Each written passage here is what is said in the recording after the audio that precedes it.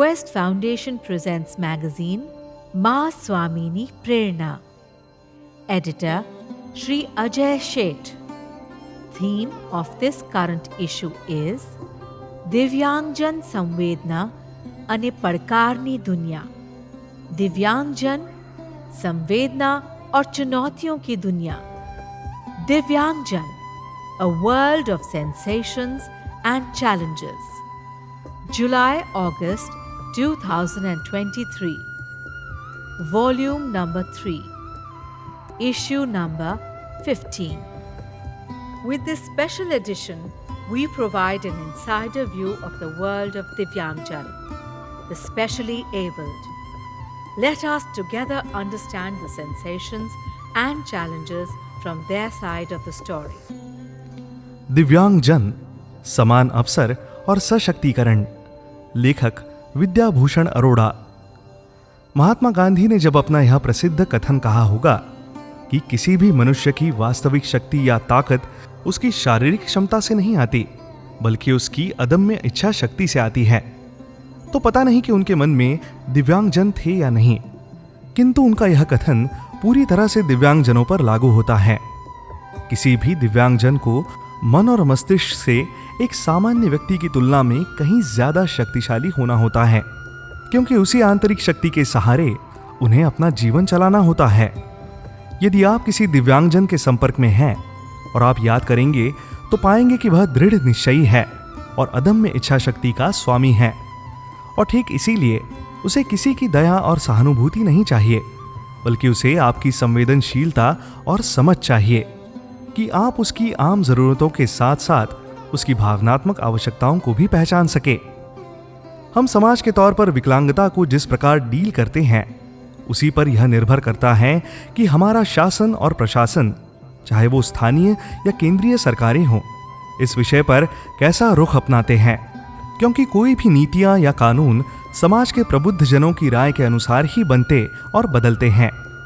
उदाहरण के लिए, समाज के प्रबुद्ध जनों को जब लगा कि हमारा समाज दिव्यांगजन के लिए उतना संवेदनशील नहीं है जितना होना चाहिए, तो सिविल सोसाइटी की तरफ से दबाव आया और करीब 28 साल पहले वर्ष 1995 में दिव्यांगजनों की राष्ट्र निर्माण में बराबर की भागीदारी सुनिश्चित करने के लिए विकलांगजन समान अवसर सशक्तिकरण और पूर्ण भागीदारी अधिनियम 1995 लाया गया, जिसमें 2000 का दशक शुरू होते होते कई कमियां सामने आईं और आने वाले वर्षों में इसमें कई सुधार किए गए. कई सुधारोपरांत आजकल जो कानून प्रचलन में है उसे 2016 में लाया गया, जिसमें विकलांग के स्थान पर दिव्यांग शब्द का प्रयोग किया गया और जून 2017 से इसे लागू किया गया. उपरोक्त जानकारी केवल संदर्भ के लिए देनी पड़ी, अन्यथा यह शब्द सीमा को ध्यान में रखते हुए हम अपनी बात दिव्यांगजन के प्रति हमारी संवेदनशीलता कैसी है और कैसी होनी चाहिए केवल इसी तक सीमित रखना चाहते हैं.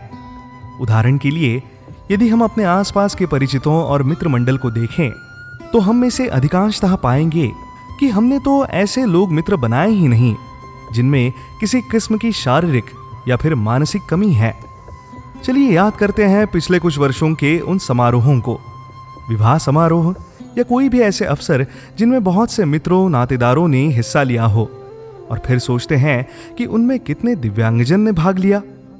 फिर ये भी तो सोचें कि उनको हिस्सेदारी करने में कोई असुविधा तो नहीं हुई. यदि संभव हो तो कभी इन सवालों के साथ अपने आसपास एक सर्वेक्षण जैसा कर लीजिए.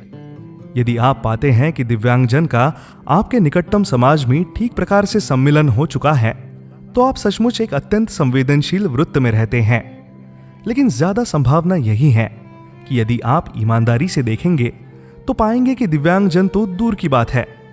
हम ऐसे समारोहों में अपने आसपास के वृद्धजनों का भी उतना ध्यान नहीं रख पाते जिसकी उनको सामान्यतः आवश्यकता होती है. कुछ वर्ष पहले तक तो ये हाल था कि सरकारी भवनों तक में दिव्यांगजन की पहुंच यानी एक्सेसिबिलिटी का ध्यान नहीं रखा जाता था. यदि बिल्डिंग में सीढ़ियां होंगी और कोई ढाल नहीं बनाई होंगी तो व्हीलचेयर कैसे चलेगी. मुझे याद है कि वर्ष 2010 में केंद्र सरकार के विकलांगता विभाग के प्रभारी मंत्री ने राज्य सरकारों से भी यह अनुरोध किया था कि अगले 2 वर्ष में सभी सरकारी भवनों में यह सुनिश्चित किया जाए कि दिव्यांगजन आसानी से इन भवनों में प्रवेश कर सकें. यह काम देश भर में अभी तक भी हुआ है या नहीं, यह तो शोध का विषय है। हालांकि बात फिर वही आती है कि केवल कानून बनाने से तो कुछ ठोस होने वाला नहीं है। होगा तो तभी जब हम अपने नजरिए में बदलाव लाएंगे। प्रेरणा पत्रिका के सुधी पाठक होने के नाते यदि हम दिव्यांगजन के लिए कुछ करना चाहते हैं तो हमें दिव्यांगजन को अपना समय देने की बात सोचनी चाहिए। आर्थिक सहायता तो आप संस्थागत रूप में कर ही सकते हैं, लेकिन जिस तत्व की आवश्यकता सबसे अधिक है वह आर्थिक मदद से भी बढ़कर है, और वो है दिव्यांगजन के साथ भावनात्मक संबंध बनाना। कोई भी भावनात्मक संबंध तभी बनता है जब आप उसमें पैसे का नहीं बल्कि समय का निवेश करें। इस स्तंभकार को विश्वास है कि यदि हम अपने जीवन में एक भी दिव्यांगजन को अपने से जोड़ सके, उससे बराबरी का रिश्ता बना सके, तो उससे हमारी स्वयं की भी आध्यात्मिक उन्नति होगी और हमारा आत्मिक बल बढ़ेगा। Love the vibe? Explore such interesting podcasts at www.questfoundation.org.in.